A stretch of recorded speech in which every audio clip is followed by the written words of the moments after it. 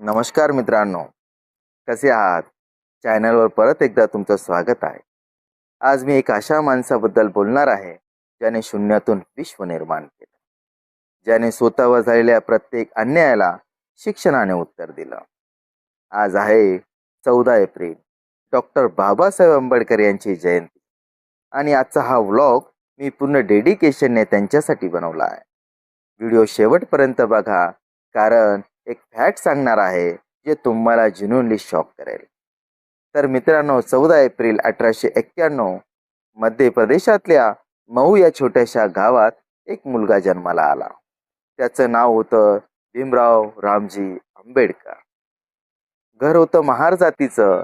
त्या काळात याचा अर्थ म्हणजे समाजाच्या सगळ्यात खालच्या थरावर जन्म. शाळेत जायचं तर वेगळ्या कोपऱ्यात बसायचं.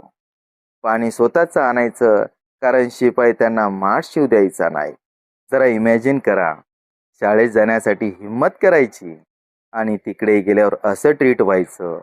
पण भीमराव थांबले नाही. मित्रांनो, बाबासाहेबांनी जे शिक्षण घेतलं ते ऐकून तुम्हाला खरंच अभिमान वाटेल. कोलंबिया युनिव्हर्सिटी, न्यूयॉर्कमध्ये MA PhD, London School of इकॉनॉमिक्समध्ये MSc DSc आणि लंडनमध्येच बारेट लॉ म्हणजेच बॅरिस्टर पण झाले. आपण एक डिग्रीला रडतो आणि हा माणूस 3 देशात 3+ डिग्री घेऊन आला. आणि हे सगळं करताना पैशाची प्रचंड कमतरता होती, जात होती, डिस्क्रिमिनेशन होतं. इंडियाला परत आल्यावर बाबासाहेब थांबले नाहीत. 1927ला महाड सत्याग्रह, हे नाव ऐकलंय का? चवदार तळ्याचं पाणी पिण्याचा अधिकार मागण्यासाठी हजारो लोक एकत्र आले. 1927 या दिवशी बाबासाहेबांनी मनुस्मृती जाळली, जे शतकानुशतके अस्पृश्यांवर अन्याय करत आलेल्या नियमांचं प्रतीक होतं. हे पाहून संपूर्ण देश हादरला.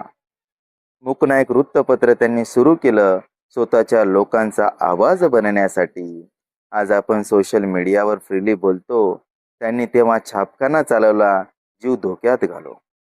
आता येतो सगळ्यात इम्पॉर्टंट पार्टवरती, म्हणजेच भारतीय संविधान. 29 ऑगस्ट 1947 बाबासाहेबांना कॉन्स्टिट्युएंट असेंब्लीच्या ड्राफ्टिंग कमिटीचे चेअरमन नियुक्त करण्यात आलं.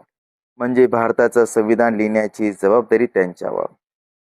2 वर्ष 11 महिने 18 दिवस एवढ्या मेहनतीने रिसर्च करून जगातील 60+ देशांचे संविधान अभ्यासून त्यांनी हे काम केलं, आणि तेही तब्येत खराब असताना.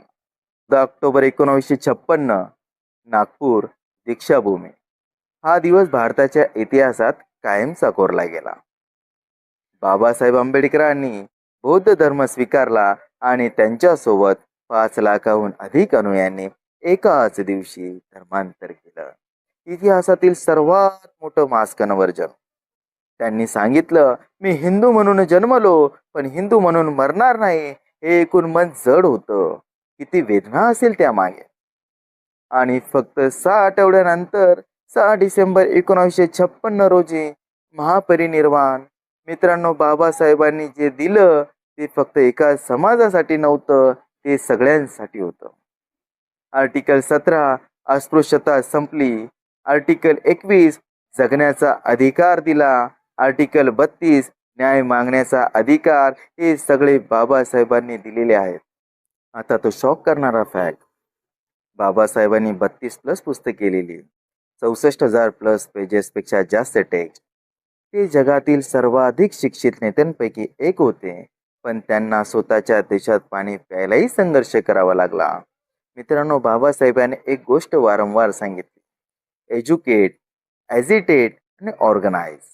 आज आपण त्यांची जयंती फक्त स्टेटस म्हणून शेअर करतो, पण खरी जयंती म्हणजे शिक्षण घ्या, अन्यायाविरुद्ध आवाज उठवा आणि एकत्र या. कमेंटमध्ये सांगा, बाबासाहेबांची कोणती गोष्ट तुम्हाला सर्वात जास्त इन्स्पायर करते. मला खरंच जाणून घ्यायचं आहे. लाईक करा, शेअर करा आणि सबस्क्राईब केलं नसेल तर नक्की करा. जय भीम. डॉक्टर बाबासाहेब आंबेडकरांचा जय असो. जय भीम, जय संविधान, जय भारत.